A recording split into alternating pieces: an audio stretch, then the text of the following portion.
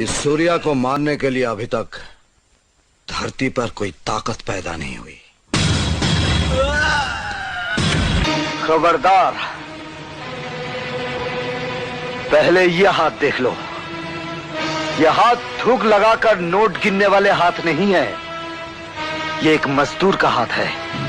कुत्ते के साथ रहते रहते तुम्हारी अकल भी कुत्ते जैसी हो गई है। तुम इंसान और कुत्ते में फर्क करना भी भूल गए।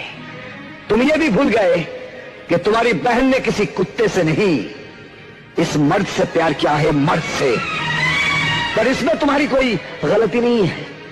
गलती तुम्हारी इस अमीरी की है, क्योंकि अमीर बनने के लिए शायद तुम जैसे इंसान को मौत अब मेरे लिए खबर नहीं होती।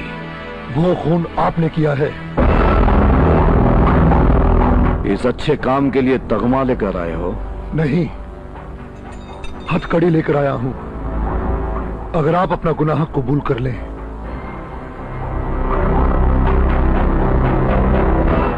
बहुत स्मार्ट लग रहे हो इंस्पेक्टर। मैंने फैसला किया है सर कि आपसे कोई भी गुनाह